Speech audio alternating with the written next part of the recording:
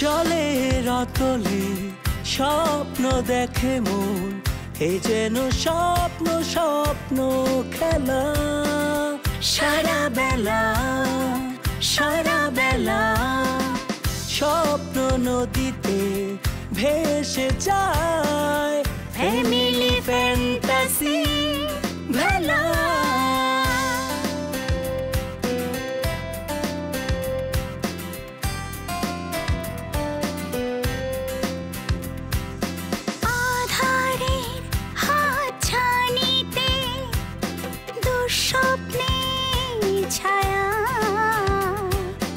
থমকে যায় সময় ঘড়ি, জানি শুধু তুমি ফিরবে বাড়ি। কাটে রাত কাটে দিন, নতুন রঙে মন রঙিন, ভালোবাসার অনিমেষ হাত ছানিতে স্বপ্নে বিভোর। Family fantasy, family fantasy, family fantasy.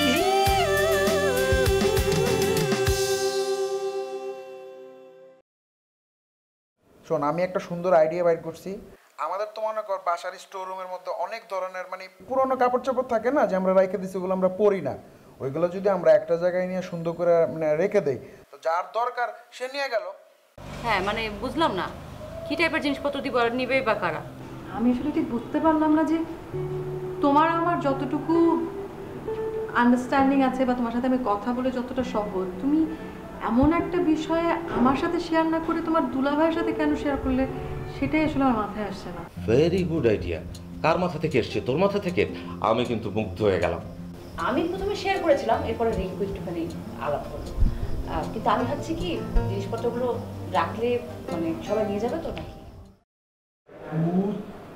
আমার সাথে কি করেছিল, কি করেছিল সব ডিটেলে বলবো। মানে কি?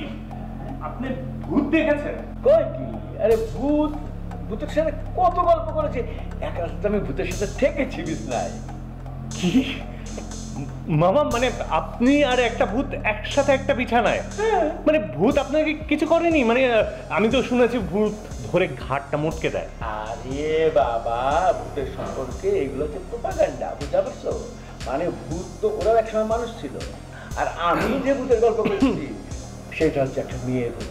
আর মেয়ে ভূতের খুবই অবস্থা খারাপ, জানো না? ওদের খুবই কষ্ট, কোথায় থাকে, কোথায় খায়, কি করে, খুব ঝামেলা। কিন্তু মামা কষ্টের কেন হবে? ওরাই তো মানুষের সাথে মজা করে, দুষ্টামি করে, ঘাড় মুটকে দেয়।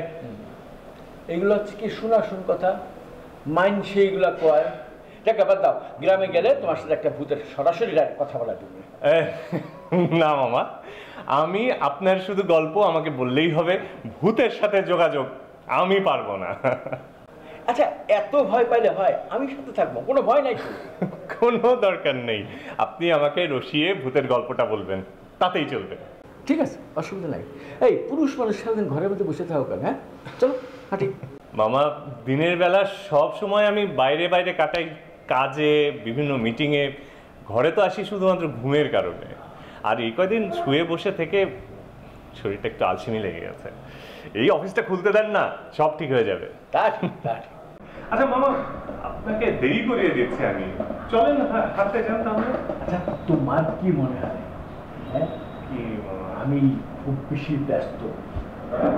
না, অত ব্যস্ত রাতে অত কাজ নেই।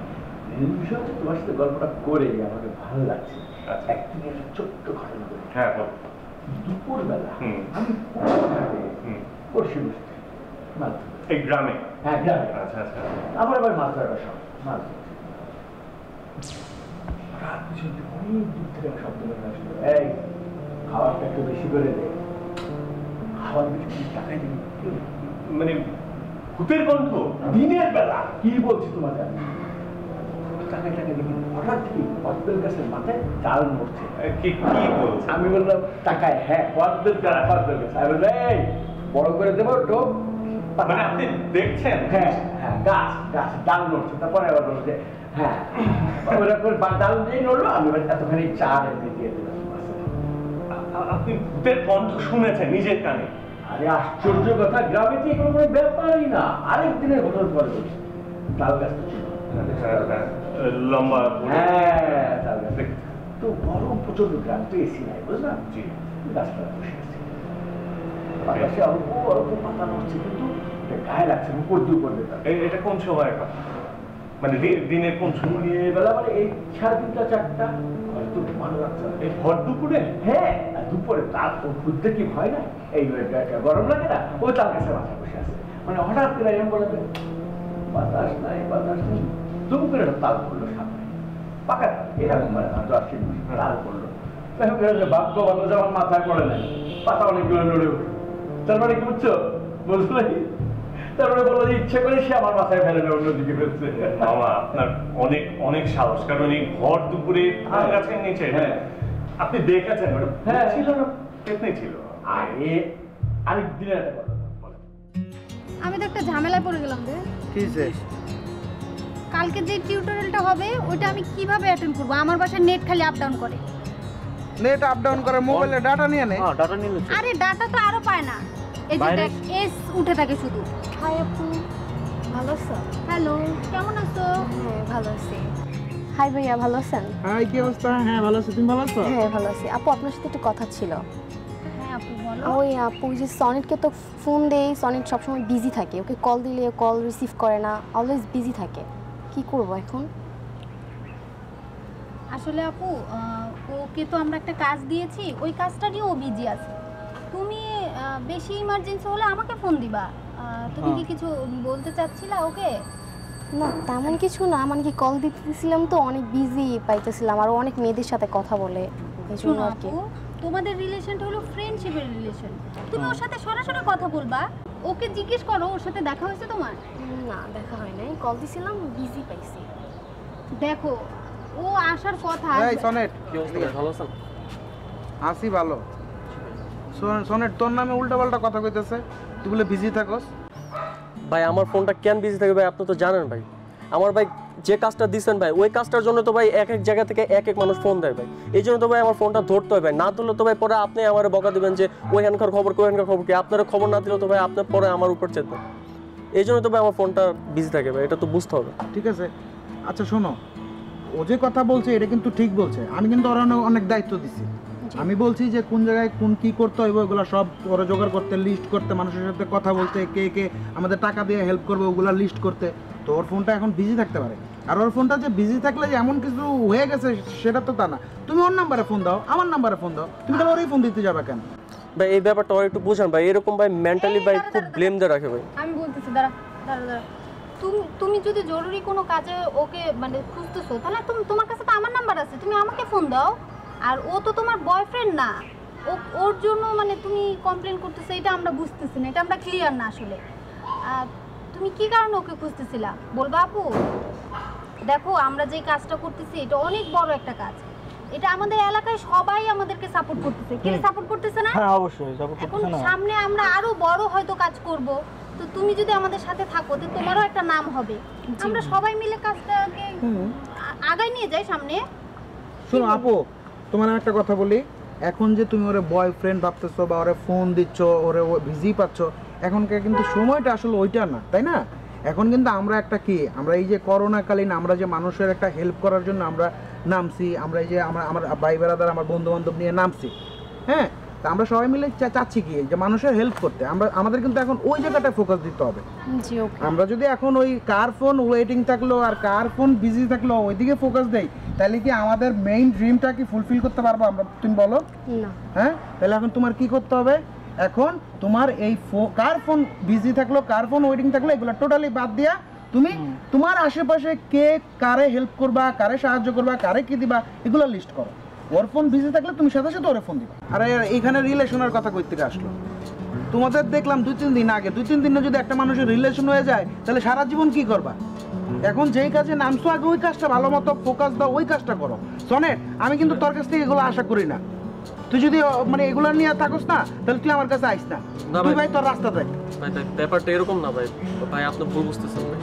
আচ্ছা আচ্ছা আচ্ছা আমি বলি, এখন ব্যাপারটা মিটে গেছে। যাই হোক, আমরা যে আজকে ওই পূর্ব পাড়ায় যাওয়ার কথা আছে না সবার, তো আমরা সবাই মিলে যাই ওখানে। এখন আবার পরে এই ব্যাপার নিয়ে কথা। ঠিক আছে আপু, আমরা এই কাজটাতে মনোযোগ দিই। আর সনেট জি ভাই নেক্সট টাইম আমি যদি এরকম কোনো কমপ্লেন তোর কাছে পাই, আর আমি তোমার আমি বলে রাখলাম এখন কোনো রিলেশন এগুলোতে যাইবা না। আগে যেই কাজ নিছো ওইটাকে শেষ করে তারপরে রিলেশন।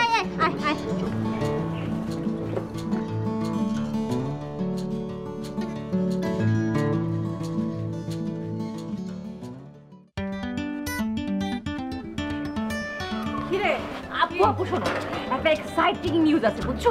আমি তোমাকে বলার জন্য একদম এক্সাইটেড হয়ে আছি। আচ্ছা ঠিক আছে আমি রান্না করেছিলাম। কি হয়েছে? বসো না। ছাড় না। আরে বসো, আমি তোমাকে বলছি কি হয়েছে। শোনো, রিঙ্কু একটা চমৎকার আইডিয়া বের করেছে। সবার সাথে কথা বলেছি, এখন তোমার সাথে কথা। কি আইডিয়া বের করেছে? মানে নিশ্চয়ই দারুণ কিছুই হবে, না হলে তো তোরা তো এক্সাইটেড হওয়ার কথা না। হ্যাঁ আপু, আচ্ছা শোনো, ব্যাপারটা খুলে বলি। আমরা যেসব জিনিসপত্র ব্যবহার করি না, মনে করো অনেকদিন ধরে ইউজ করেছি, এখন রাখার জায়গা পাচ্ছি না। ধরো জুতা, ব্যাগ, পুরানো কাপড় চোপড়, হাঁড়ি পাতিল, বিভিন্ন রকমের ওয়েস্টেজ যেগুলো আমরা চাইলেও ফেলতে পারছি না, সেগুলো রাখবো কোথায়? সেগুলো আমাদের প্রবলেমে পড়তে হয় না? হ্যাঁ তা তো পড়তে হয়। এক্স্যাক্টলি, আমরা এই জিনিসগুলো মানুষকে দিয়ে দেবো। সেটা তো করাই যায়, কিন্তু এই জিনিসগুলো নিয়ে কি এখন রাস্তায় বসে থাকবো? মানে কেউ তো নিজে থেকে আর ঢাকা শহরে জিনিস চাইতে আসে না, তাই না? গ্রামে গেলে তখন হয় একবারে গরিব মানুষদেরকে দিয়ে দেওয়া যায়। শহরে ওরকম গরিব মানুষ, মানে যাদের ওরকম হাঁড়ি পাতিল লাগবে, এরকম মানুষ খুঁজে পাওয়া যাবে? পাওয়া না গেলেও পাওয়া যাবে। শোনো, আমরা এই জিনিসগুলো কালেক্ট করে একটা নির্দিষ্ট জায়গায় রাখবো, তারপর যার যেটা পছন্দ সেখান থেকে নিয়ে যাবে, যার যেটা দরকার আর কি সেটা। এরকম কোনো জায়গা আছে নাকি? এরকম জায়গা এখনো বানানো হয়নি, বাট আমরা সবাই মিলে ভাবছি জায়গাটা সিলেক্ট করে তারপর সেখানে রাখবো। আচ্ছা সেটা কোথায় হতে পারে বলতো? আরে মাত্র মাথায় আমার কথাটা এসেছে, বুঝেছো? সবার সাথে বসতে হবে, বসে জায়গা ঠিক করবো, তারপর তোমাকে জানাবো। আচ্ছা ঠিক আছে, সবাই মিলে যখন তোরা বসবি আমাকেও বলিস, আমিও তোদের সাথে বসে আলাপ আলোচনা করব। আর আমার বেশ কিছু পুরনো জামা কাপড় আছে, ওগুলো তো দিয়ে দিতে পারি। ওগুলো দিলে হবে না? ওগুলো কেন দিবে? জামাগুলো তো অনেক সুন্দর। আরে ওগুলো পুরানো হয়ে গেছে, আর গায়েও এখন ঠিকঠাক মতো হয় না।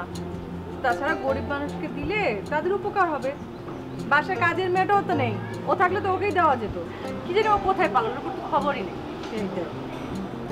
আরে চুলায় খাবার দিয়ে এসেছি, আমার মাথায় নেই। তোর কথা তো শেষ হয়নি আমার। পরে কথা বলবো। আপু, আমার সঙ্গে কথা বলার কারো সময় হয় না, সকালকে ফোন।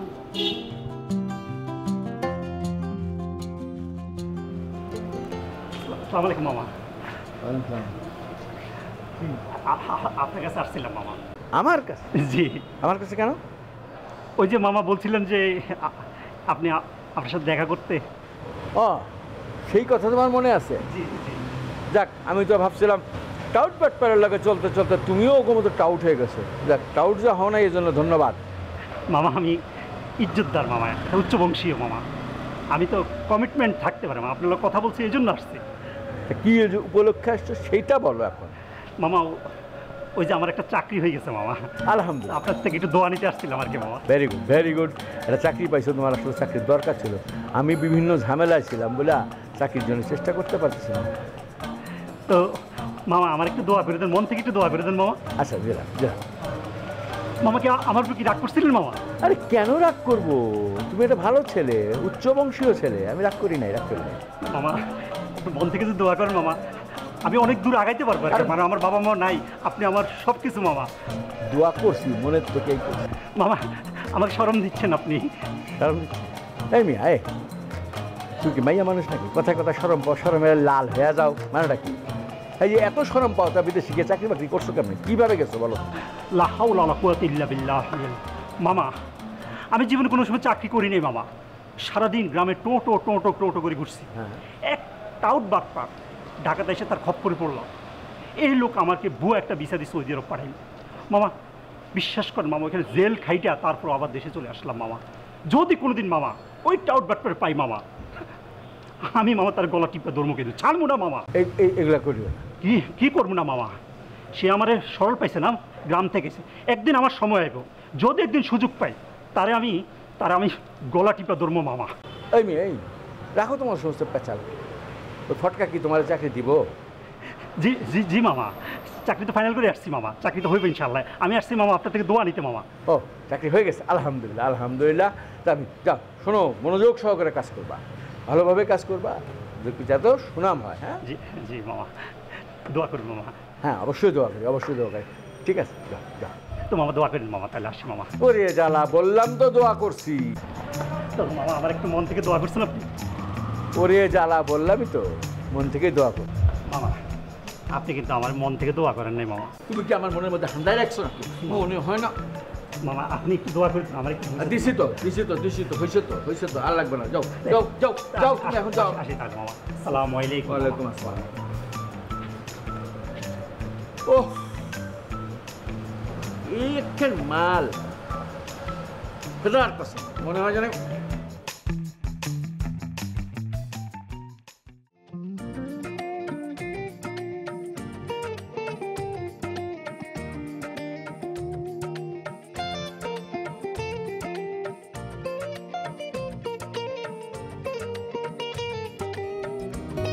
আমার না এরকম তোমার এই শপিং করে দেওয়াটা ভালো লাগে না।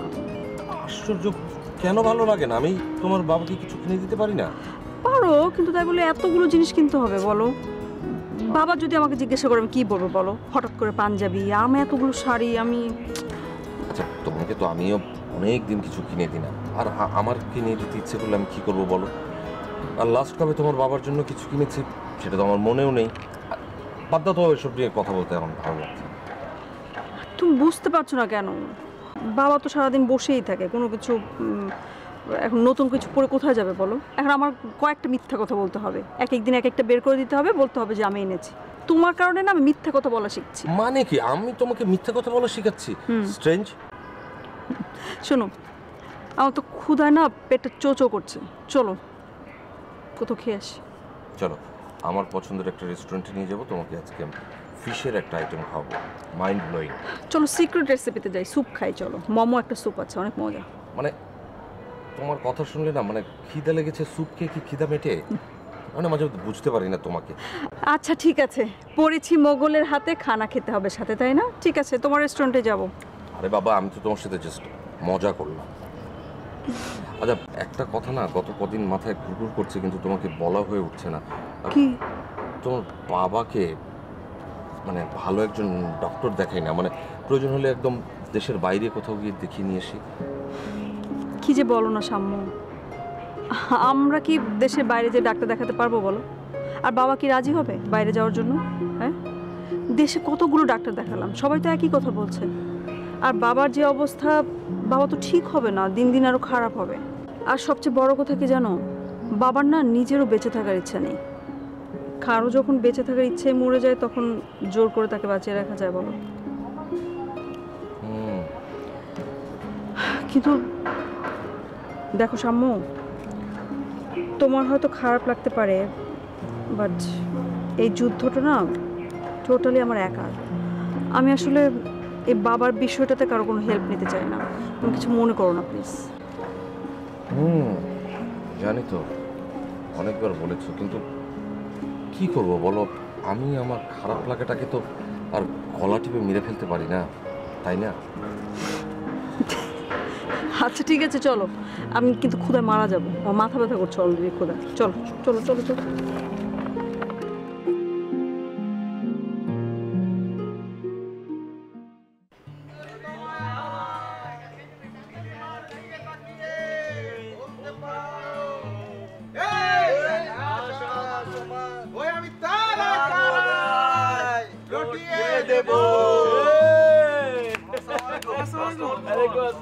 খুবই ভালোবাসি একটা বাংলা গান তোরা গাইতেছো, তোকে আমার পক্ষ থেকে ধন্যবাদ। তো কই যাইতেছিল বাবারা চান্দুরা? কি ওই যে মামা, ওই যে ও তোমার লাগা তো পরিচয় করাই দেয় নাই গা মামা, আপনার সাথে তো পরিচয় করাই দেয় নাই। ওর নাম হয়েছে গা ইরা, আমাকে গ্রুপে নতুন অ্যাড করে লাইছি। হ্যাঁ গুড গুড। কি নাম বললো? ইরা না? কই থাকো? কই? 7 নম্বর সেক্টর। ও ভেরি গুড। ও পানি, ফ্রেশ পানি না? দাও তো পানি সঙ্গে ক্যারি করা ভালো। এখন যত পানিবাহিত রোগ হচ্ছে না। Thank you very good. তা তোকে যে কাজ কামের দায়িত্ব দিছিলাম, কাজ কামগুলো কি হইতেছে? ওই যে মামা আপনি কইলেন না কই যেতেছি, আমরা তো যেতেছি আমাদের কাজে। ও তো 7 নম্বর সেক্টরে থাকে, ও কিছু লিস্ট করছে যে কারা কারা সাহায্য সহযোগিতা পায় না। এখন ওই লিস্টগুলা সুন্দর মতো আমরা দেখার জন্য আমরা রওনা দিছি মামা। আচ্ছা আচ্ছা, ভেরি গুড ভেরি গুড। মনে করেন ওই লিস্টগুলো আমরা সুন্দর মতো কইরা কালকে যারা যারা পায় নাই সবার বাসায় আমরা খাবার দাবার পৌঁছে দিব। আমরা তো মনে করেন আপনি আগে যে বলছিলেন ওই 11 নম্বর সেক্টরে মোটামুটি 20-30টা বাসায় সব কিছু দিয়ে দিছি।